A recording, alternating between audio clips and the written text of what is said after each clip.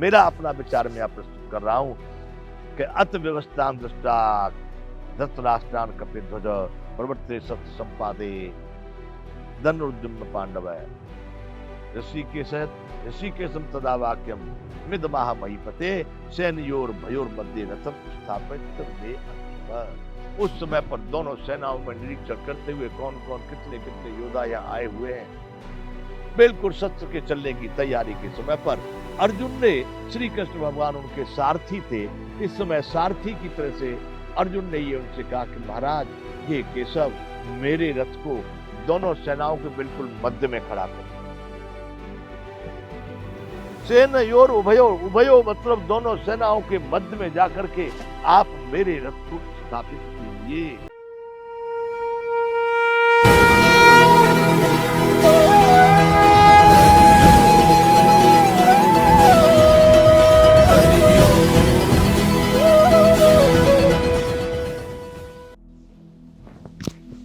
जय विश्व बंधु। बंधुओं, हम कर रहे हैं संपूर्ण गीता ज्ञान। ये गीता ज्ञान की हम बातें कर रहे हैं, इसलिए इसको नाम दिया गया है संपूर्ण गीता ज्ञान। हम कभी कभी इसको संपूर्ण गीता गान भी कहते हैं, गायन कर रहे हैं। अब हम इसको गा रहे हैं, हम इसको सुन रहे हैं, सुना रहे हैं। इससे पहले बात हुई कि अब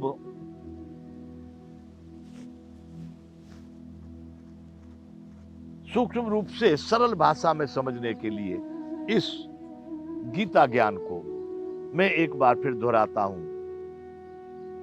संजय और धृतराष्ट्र अपने महल में बैठे हुए हैं। वहां पर महाराज धृतराष्ट्र संजय से प्रश्न करते हैं कि धर्म क्षेत्र की भूमि कुरुक्षेत्र में इकट्ठे हुए मेरे और पांडु के पुत्रों ने क्या किया, युद्ध की इच्छा से एकत्रित हुए। तब वो बता रहे हैं कि महाराज तुम्हारे पुत्र ने पांडवों की सेना को खड़ी हुई देख करके द्रोणाचार्य के पास जाकर के ये बात कही, और द्रोणाचार्य के पास जाकर के बताया कि देखो इनकी सेना में इतने वीर आए हैं और अपनी सेना में इतने वीर आए हैं दोनों को। तब उन्होंने कहा कि दुर्योधन ने कहा भीष्म पितामह की रक्षा करो। तब भीष्म पितामह ने जोर से शंख बजाया, क्यों प्रथम सेनापति कौरवों के थे। इधर फिर कौरवों की शंख ध्वनि सुन करके, अनेक प्रकार के वादंत्रों की आवाज सुन करके इन्होंने भी युद्ध की घोषणा कर दी। तो युधिष्ठिर की ओर से भी इस दल ने भी शंख बजाए और दोनों के शंख बजे एक दूसरे की आवाज सुन करके। कहा गया गीता में यह है कि आपके पुत्रों की यानी धृतराष्ट्र के पुत्रों के हृदय विदीर्ण हो गए उनकी आवाज सुन करके। जब ये स्थिति तैयार हो गई, दोनों तरफ से युद्ध की बिल्कुल तैयारी हो गई। अब शस्त्रों के चलने की तैयारी है।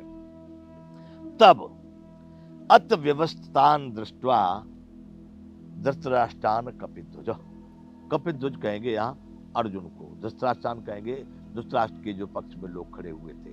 प्रवर्ते शस्त्र संपाते धनुरुद्यम्न पांडव ऋषिकेशम, ऋषिकेश कृष्ण भगवान तदा वाक्यम मिदमाह महीपते। उस समय पर जब दोनों सेनाओं की घोषणा हो गई और शस्त्र चलने की तैयारी हुई, उसी समय पर कपिध्वज अर्जुन, कपिध्वज कहा गया वहां पर क्योंकि उनके रथ की ध्वजा कपिध्वज मतलब हनुमान जी का वो चित्र वाली ध्वजा उनके रथ पर लगी हुई थी।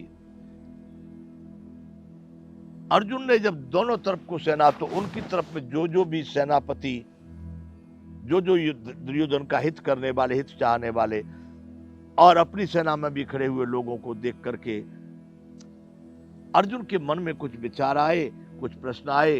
तो उन्होंने श्री कृष्ण महाराज से एक बात की, कहा हे अच्युत मेरे रथ को ऋषिकेशम तदा वाक्य मिदमाह महीपते, कृष्ण भगवान से दोनों सेनाओं के बीच में खड़ा करने के लिए रथ को कहा। सेनयोर भयोर मध्य रथम स्थापय अच्युत।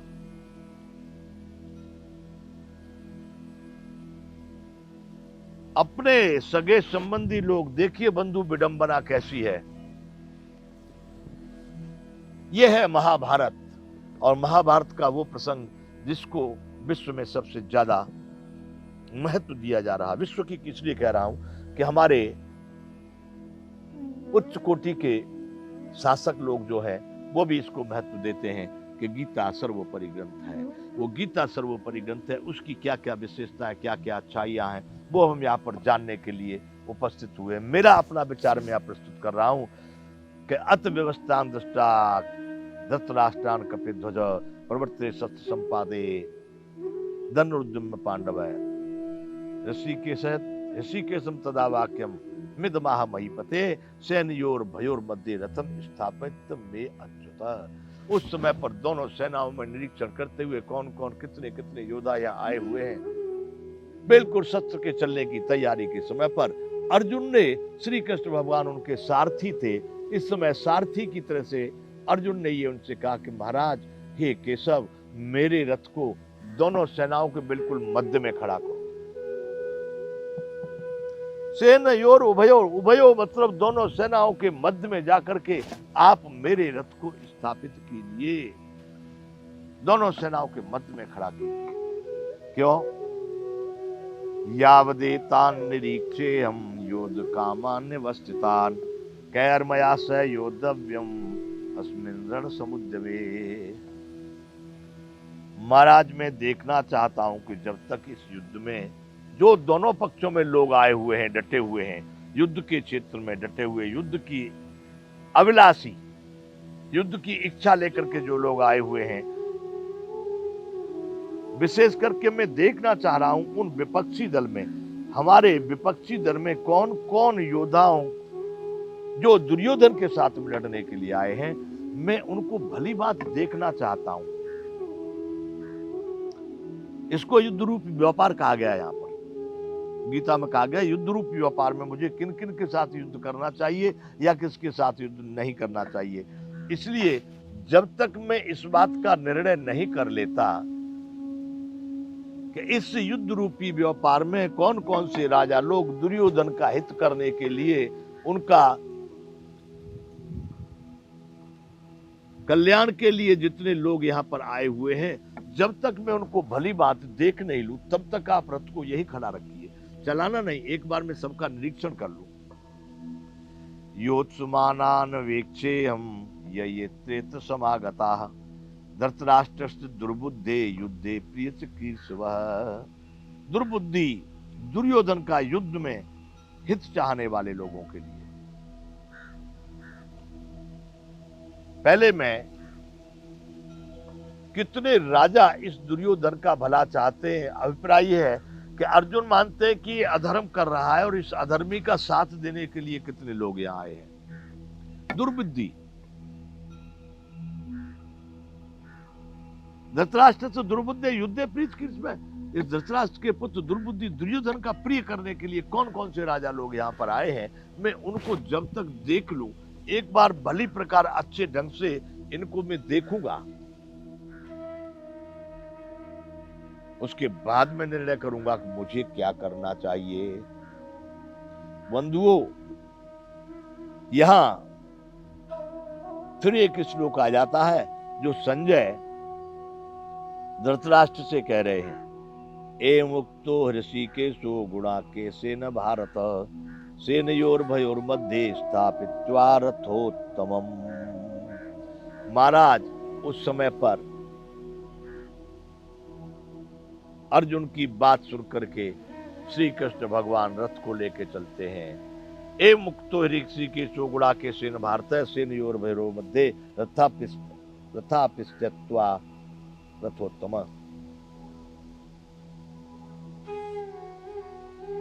ए मुक्ता ऋषिकेशो गुणाकेशेन भारत सेनयोर भयोर मध्ये स्थापित्वा रथोत्तम। भीष्मद्रोण प्रमुखतः सर्वेषां च महीचिताम् उवाच पार्थ पश्यैतां संवेतान् कुरुनिति। संजय कह रहे, महाराज धृतराष्ट्र, अर्जुन के द्वारा इस तरह से कहे जाने पर उनके वचन सुनकर के श्री कृष्ण महाराज ने दोनों सेनाओं के बीच में मुख्यतः भीष्म पितामह और द्रोणाचार्य के सामने जाकर के, और संपूर्ण राजा तो खड़े हुए थे अपने अपने मोर्चाओं को लेकर के, उन सब के बीच में जाकर के उस रथ को खड़ा कर दिया और उस अर्जुन से पार्थ उवाच, पार्थ कहा, पार्थ पश्यताम, युद्ध के लिए जुटे हुए इन कौरवों को तू भली भांति देख ले। भीष्म द्रोण प्रमुखतः सर्वेशाम च महिचिताम उवाच पार्थ पश्यताम संवेता कुरुति। जब भगवान कृष्ण ने रथ को ले जाकर के भीष्म पितामह और द्रोणाचार्य के बिल्कुल नजदीक में दोनों सेनाओं के मध्य में खड़ा करके और अर्जुन से कहा कि अब देख ले, जिस जिसको भी देखना चाहता है, कौन कौन कितने सारथी महारथी यहाँ पर हैं, उन सबको अर्जुन तू अब भली बात देख ले, उसके बाद में ही हम रथ को हाँकेंगे। ले जाकर के खड़ा कर दिया। तत्रापश्य स्थितान पार्थ पितृनथ पिता महान आचार्य मातुल भ्रातान पुत्रान पौत्रान सखी तथा ससुरासुर हृदयश्चैव सेनयोर भयोरपि। बंधुओं, हुआ ऐसा कि इसके बाद जब अर्जुन ने दोनों ही सेनाओं में स्थित ताऊ चाचों दादों परदादों गुरुजनों मामा फूफा भाइयों के पुत्रों पौत्रों और मित्रों सुहृदों ससुर जितने भी थे ससुर साले संबंधी सबको उसने उस युद्ध क्षेत्र में खड़ा देखा, कुछ हमारी तरफ कुछ तुम्हारी तरफ। इस तरह से सारे अपने ही सगे संबंधी पितृतन पिता महान आचार्य मात्रा भौता पुत्रा पौत्रा सखा ससुरा सुहृदय, सुहृदय मतलब अपने नजदीकी लोग, सबको उसने वहां पर खड़ा देखा। तान समीक्ष से कौन्तेय सर्वान बंधून अवस्थितान कृपया पर्याविष्टो विषीदंत इदं ब्रवीत। ऐसी स्थिति को देख करके बंधुओं, अर्जुन ने जब वो स्थिति देखी, वहां पर ऐसी स्थिति को देखकर संपूर्ण बंधुओं को देखकर कंती पुत्र करुणा से शोकयुक्त होकर के बड़ा दुखी हो गए। यहां पर कहा गया गीता में करुणा, उनके मन में बड़ी करुणा आ गई कि मैं किससे लड़ूंगा, ये अपने लोगों को मारूंगा। दोनों तरफ कौन खड़े थे? अपने ही लोग खड़े हैं। दोनों सेनाओं में आखिर तो दोनों भाई थे ना, धृतराष्ट्र और पांडु दोनों सगे भाई, तो उनके रिश्तेदार संबंधी कौन थे? वो भी दोनों सगे ही थे। तो दोनों पक्षों में जो खड़े हुए लोग तो कौन थे? वो अपने ही थे। बंधुओं, महाभारत की ये विडंबना आप बड़े गौर से सुनना। मैं इस बात को क्यों करने जा रहा हूं? मुझको जो जो इस महाभारत में दिखाई दिया है, जिससे हम प्रेरणा ले रहे हैं, जिसको हम सीख रहे हैं, आगे हम इस गीता शास्त्र से भारत को या विश्व को कुछ मार्गदर्शन देना चाहते हैं, उसमें समझने जैसी कौन कौन सी बातें मुझे हैं, मैं उन बातों को आपके सामने भी कर रहा हूं। उस समय पर बड़ा करुणा अर्जुन के हृदय में उत्पन्न हुई, उनके मन में बड़ा ग्लानि जैसी उत्पन्न होने लगी। तब वो श्री कृष्ण भगवान से अर्जुन कह रहे हैं, दुष्ट्वेमं स्वजनम कृष्ण युयुत्सम समुपस्थितम सीदन्ति मम गात्राणि मुखम च परिशुष्यति वेपतुष्ट शरीरे में रोम हर्ष जायते। बंधुओं, अब यहाँ से मेरे जो संदेह है, मेरी जो बातें हैं वो सही है कि गलत है, मैंने आपसे पहले कह दिया मैं कोई संस्कृत का विद्वान नहीं। ये स्थिति जो ठीक है, अपने मेरे विचार जहां पर जैसे हैं उनको मैं यहां पर रख रहा हूं। संभव है पहले लोगों ने कहे हो, शायद इस तरह से न कहे हो, दूसरी प्रकार से कहे हो।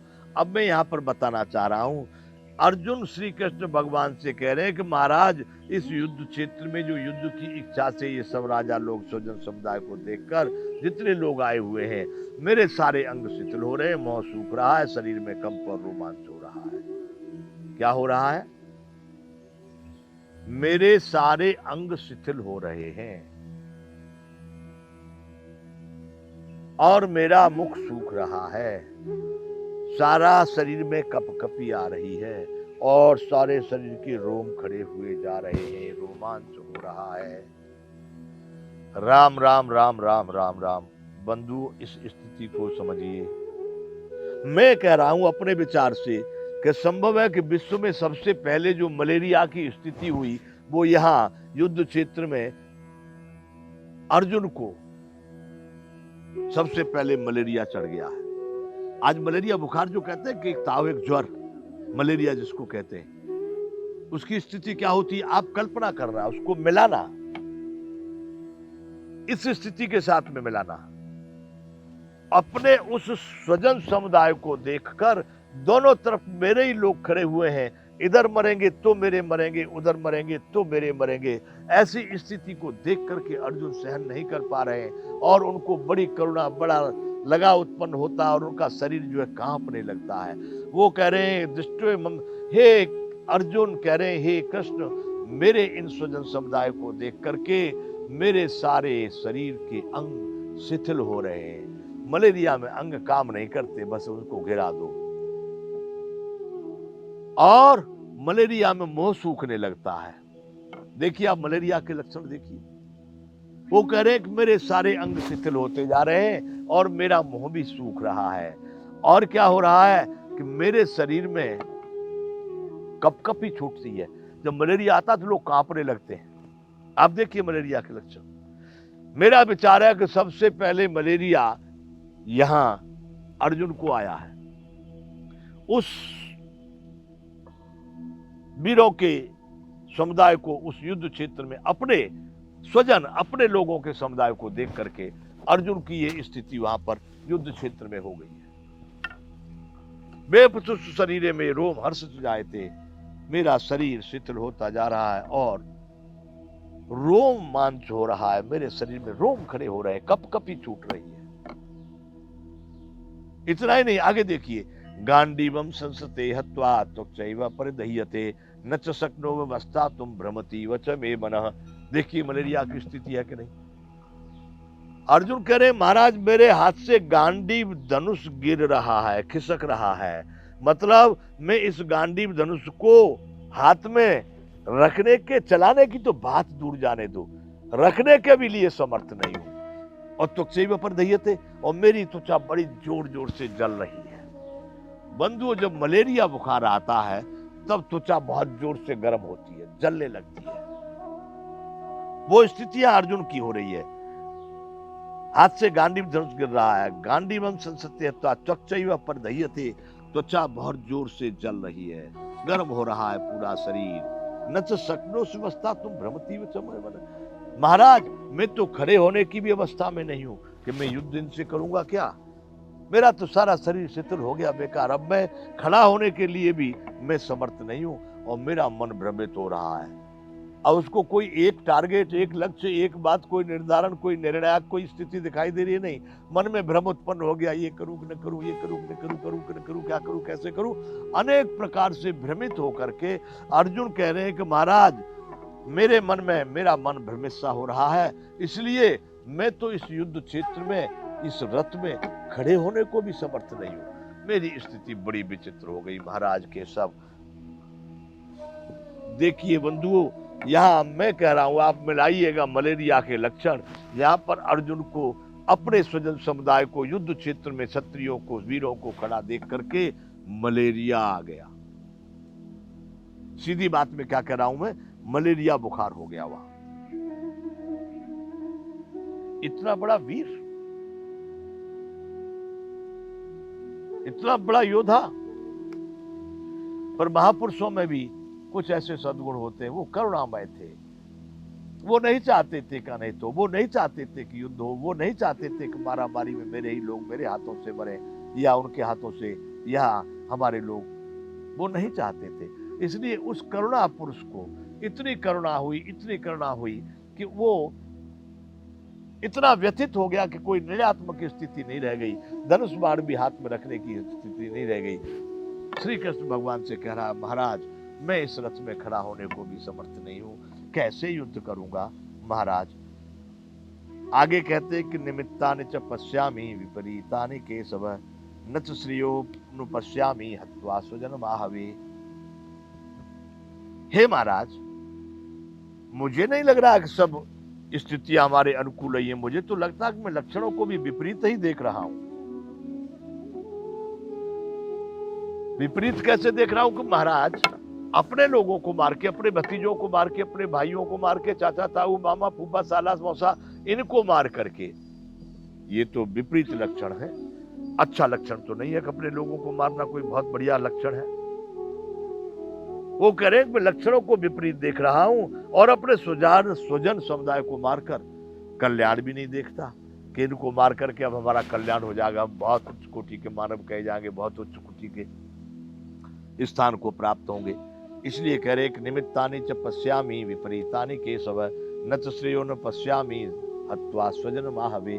महाराज, इन अपने स्वजन समुदाय को मार करके मैं कल्याण नहीं देखता और सारे लक्षणों को भी मैं विपरीत देख रहा हूं। जो कुछ संकेत हैं वो अच्छे नहीं हो रहे, वो भी विपरीत ही दिखाई दे रहे हैं। इतना करुणामय हो गए अर्जुन। अरे बंधुओं, आप भी चिंतन करो। आपके भाई हों, आपके भतीजे हों, आपके साले ससुरे, फूफा जीजा मामा चाचा ताऊ, वो आपको मारे और आप उनको मारे, कैसी स्थिति होगी। वह विचार केवल अर्जुन को था। क्यों? इसीलिए अर्जुन थे विश्व विजयी, इसीलिए अर्जुन थे कृष्ण, इसीलिए अर्जुन कृष्ण के मित्र। कृष्ण नाम दिया मैंने, अर्जुन का एक नाम कृष्ण भी था। सबसे बड़ा सारथ, सबसे बड़ा साहसी, सबसे बड़ा योद्धा अर्जुन को ही क्यों मिला? क्योंकि इतनी बड़ी विनम्रता, इतनी करुणा, इतना प्रेम, इतना त्याग, इतना किसी में भी नहीं था, दूसरे किसी भारतीय में नहीं था। केवल अर्जुन के। दूसरे तो कूद रहे अपनी तलवार लेकर के, ऐसे मार दूंगा, ऐसे काट दूंगा, कोई धनुष लिए तो कोई त्रिशूल लिए तो कोई फरसा लिए। किसी के मन में यह विचार उत्पन्न नहीं हो रहा कि हम क्या करने जा रहे हैं, किसको मारने जा रहे हैं। यह विचार केवल अर्जुन के मन में आता है। और अर्जुन के मन में विचार ही नहीं आता है बंधुओं, अर्जुन को मलेरिया हो जाता उस युद्ध क्षेत्र में। और कृष्ण भगवान से कहता कि मैं इस रथ में तो खड़ा होने को भी समर्थ नहीं हूं, मुझे लक्षण उचित नहीं दिखाई दे रहे, स्थितियां परिस्थितियां भी मुझे विपरीत दिखाई दे रही है महाराज। और इन अपने लोगों को मार करके हमारा कौन सा कल्याण होगा? मुझे नहीं कल्याण दिखाई देता। अर्जुन का प्रश्न है, अर्जुन अपनी बात कह रहा है। बात कह रहा मतलब अपनी व्यथा बता रहा है, जो उसको वेदना हो रही है, जो उसके मन में बड़ी करुणा उत्पन्न हुई, उस वेदना को अर्जुन अपने ढंग से व्यक्त कर रहे हैं। फिर कहते हैं न कांक्षे विजयम कृष्ण न च राज्यम सुखानि च, किम नो राज्येन गोविंद किम भोगैर्जीवितेन वा। महाराज, कृष्ण भगवान और अर्जुन दो की बात हो रही है। अर्जुन बड़ा गिड़गिड़ा कर, बड़ा समझदारी से, करुणायुक्त से बात कर रहा है। महाराज, न कांक्षम विजयम कृष्ण, हे कृष्ण भगवान, मुझे विजय नहीं चाहिए, मैं विजय नहीं चाहता हूं, और न राज्य चाहता हूं और न सुख को चाहता हूं। न कांक्षम विजयम कृष्ण न राज्यम सुखानि च, किम नो राज्येन गोविंद किम भोगैर्जीवितेन वा। महाराज, इन सबको मारकर, पूरे अपने स्वजन समुदाय को, सब मेरे ही लोग हैं दोनों तरफ में, इनको मार करके हम राज्य को ले लेंगे। ऐसे राज्य से क्या प्रयोजन है? अरे कोई देखने वाला भी नहीं रहेगा, कोई बोलने वाला भी नहीं रहेगा कि हमने राज्य ले लिया। दिखाएंगे किसको कि हमने तुमसे राज्य छीना लिया? और ऐसे भोगों से भी क्या अर्थ है? हम इनसे राज्य छिना करके फिर राजभोग खाएंगे, अनेक प्रकार के मेवा मिष्टान खाएंगे, बड़े आनंद का अनुभव करेंगे।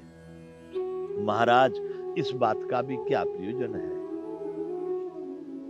न कांक्षे विजयम कृष्ण न राज्यम सुखानि च, किम नो राज्येन गोविंद किम भोगैर्जीवितेन वा। ऐसे भोगों से इस जीवन में क्या अभिप्राय है जो अपने ही लोगों को मार करके हमने ले लिए? बंधुओं विचार करना अर्जुन की बात पर। आज गीता श्रेष्ठ है संसार में, इस श्रेष्ठता के लिए चिंतन थोड़ा करना है। पहली बात यहाँ, वैसे तो और दूसरी कथा लिखी गई है, लेकिन यहाँ पहली बात शुरू हो रही है। अर्जुन का ये प्रश्न है, भगवान श्री कृष्ण से अर्जुन बोल रहे हैं, महाराज न राज्य चाहिए, न कांक्षम विजयम कृष्ण, न विजय चाहिए, न राज्य चाहिए, न सुख चाहिए। महाराज अपने स्वजन समुदाय को मार करके हम क्या पाएंगे? इन भोगों को, ऐसे भोगों को, इनको मार के हमने छिना लिया। न कांक्षम विजयम कृष्ण न राज्यम सुखानि च, किम नो राज्यम गोविंद किम भोगे जीवितेन। क्या राज्य का प्रयोजन है, क्या भोगों का प्रयोजन है? इन सब को मार के नहीं चाहता हूं केशव, मुझे ऐसा ये सब नहीं चाहिए। आगे अर्जुन बोल रहे, ये सामर्थे कांक्षितम नो राज्यम सुखानि च, ये सामर्थे कांक्षितम नो राज्यम भोगा सुखानि च, ते इमे वस्थिता युद्धे प्राणान त्यक्ता धनानि च।